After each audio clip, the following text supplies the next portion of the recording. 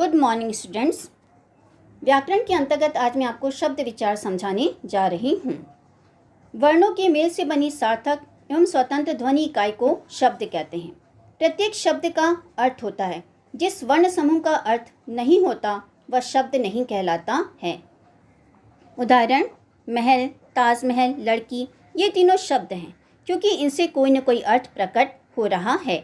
यदि हम इन वर्णों के समूह को क्रम बदल कर लिखें, जैसे हमल, कीड़ल, मता, जला, तो इन वर्णों के समूह से कोई अर्थ प्रकट नहीं होता है, अतः इन्हें शब्द नहीं कहा जा सकता है। इसलिए वर्णों के सार्थक समूह को ही हम शब्द कहते हैं। जिन शब्दों का अर्थ नहीं निकलता ऐसे शब्दों को हम निरर्थक शब्द कहते हैं। शब्द और पद, प्रत्येक स्वतंत्र सार्थक वर्ण समूह शब्द कहलाता है, परंतु जब उसका प्रयोग वाक्य में होता है तब वह स्वतंत्र नहीं रहता, अपितु व्याकरण के नियमों, लिंग, वचन, कारक आदि में बंध जाता है और उसका रूप भी बदल जाता है। इस स्थिति में वह शब्द न रहकर पद बन जाता है। उदाहरण रवि, पुस्तक, पढ़ना, ये तीनों शब्द हैं, परंतु अगर हम इन शब्दों का वाक्य में प्रयोग करें तो वाक्य बनेगा रवि ने पुस्तक पढ़ी। वाक्य में प्रयुक्त होने पर इन शब्दों का रूप बदल गया है। व्याकरण के नियमों में बंध कर ये शब्द न रहकर पद बन गए हैं। इसलिए वर्णों के मेल से शब्द बनते हैं। शब्दों का अर्थ होता है। कुछ शब्द कई कारणों से अर्थ बदलते रहते हैं। एक वर्णी शब्द भी होते हैं, जैसे न। शब्द का प्रसंग के अनुसार अलग अलग अर्थ हो सकता है। बच्चों, अब हम शब्दों के भेदों के बारे में जानते हैं। हिंदी भाषा में शब्दों को 4 वर्गों में बांटा गया है। पहला स्रोत या उत्पत्ति के आधार पर, दूसरा रचना के आधार पर, तीसरा प्रयोग के आधार पर और चौथा अर्थ के आधार पर। तो अभी हम पहला भेद देखते हैं, स्रोत या उत्पत्ति के आधार पर। स्रोत या उत्पत्ति के आधार पर शब्द के 4 भेद होते हैं। पहला तत्सम, दूसरा तद्भव, तीसरा देशज और चौथा विदेशी। तत्सम शब्द, जो शब्द संस्कृत से हिंदी में जो के त्यों आ गए हैं उन्हें तत्सम शब्द कहते हैं। अर्थात संस्कृत भाषा के वे शब्द जो बिना किसी परिवर्तन के हिंदी भाषा में प्रयोग किए जाते हैं उन्हें तत्सम शब्द कहा जाता है, जैसे घृत, सूर्य, विद्या, ग्राम आदि। तद्भव शब्द, संस्कृत से हिंदी में आए शब्दों का रूप जब सरलीकरण के कारण बदल गया तो ऐसे शब्द तद्भव कहलाने लगे।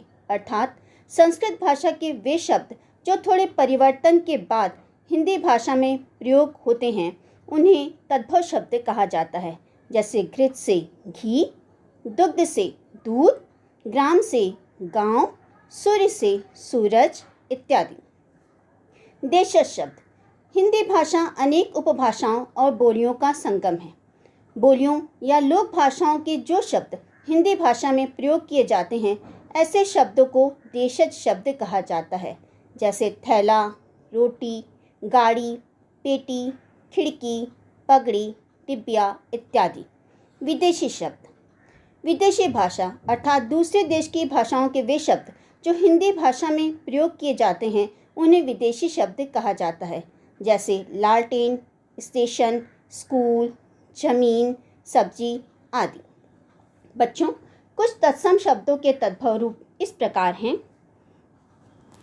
तत्सम अग्नि, तद्भव आग, तत्सम कर्ण, तद्भव कान, तत्सम भातृ, तद्भव में भाई, स्वर्ण सोना, निंद्रा नींद, पत्र पत्ता, तत्सम में पुष्प तो तद्भव में फूल, मयूर का मोर, तत्सम में कपाट, तद्भव में किवाड़, तत्सम में मस्तक, तद्भव में माथा, श्वसुर ससुर, तत्सम शब्द में घोटक, तद्भव में घोड़ा, तत्सम में सूत्र का, तद्भव में सूत, तत्सम में आश्रय, तद्भव में आसरा।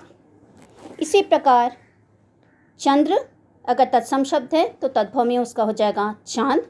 दुर्बल का दुबला, पिपासा का प्यास, भल्लुक का भालू, बधिर का बहरा, सूर्य का सूरज, अग्नि का आग, गृह घर, काष्ठ जो कि तत्सम शब्द है, तद्भव में हो जाएगा काठ, छिद्र का छेद, कूप कुआं, रात्रि का रात और जीवा का जीव। कुछ विदेशी शब्द जो हिंदी भाषा में प्रयोग किए जाते हैं वे इस प्रकार हैं। अंग्रेजी शब्द जैसे डॉक्टर, कार, बस, rail, television, cycle, table, machine, diary आदि।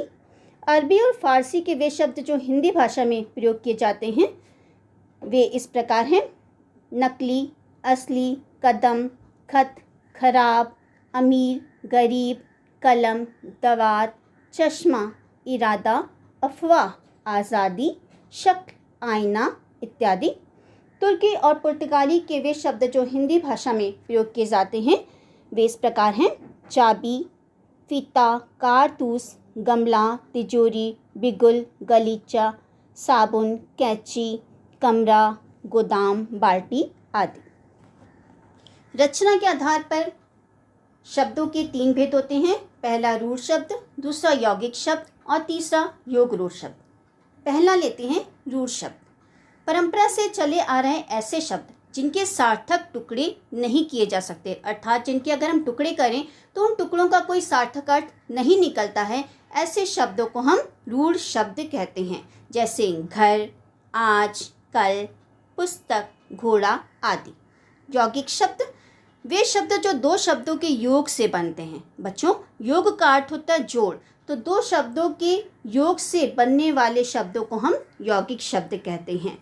इनके टुकड़े किए जा सकते हैं और प्रत्येक टुकड़े का एक सार्थक अर्थ भी निकलता है। जैसे विद्या, धन अर्थी, विद्यार्थी, प्रयत्नशील का प्रयत्न, धनशील, गौशाला का गौधनशाला, स्वर्ण महल का स्वर्ण घन महल। इनके प्रत्येक टुकड़े के सार्थक अर्थ निकलते हैं और ये यौगिक शब्द कहलाते हैं। योग रूढ़ शब्द ऐसे शब्द जो यौगिक हैं और जिनका प्रयोग किसी विशेष व्यक्ति, वस्तु, स्थान आदि के लिए किया जाता है उसे योग रूढ़ शब्द कहते हैं। जैसे हिमालय, यह शब्द हिम और आलय शब्दों से मिलकर बना है, इसलिए यह यौगिक शब्द है। हिम का अर्थ होता है बर्फ और आलय का अर्थ होता है घर। इस शब्द का अर्थ हुआ बर्फ का घर, परंतु इसका प्रयोग इस रूप में नहीं किया जाता है। हिमालय एक पर्वत श्रृंखला है, यौगिक शब्द होते हुए भी इसका विशेष अर्थ है, इसलिए यह योग रूढ़ शब्द है। पीताम्बर, दशमुख, नीलकंठ, लंबोदर आदि योग रूढ़ शब्द हैं।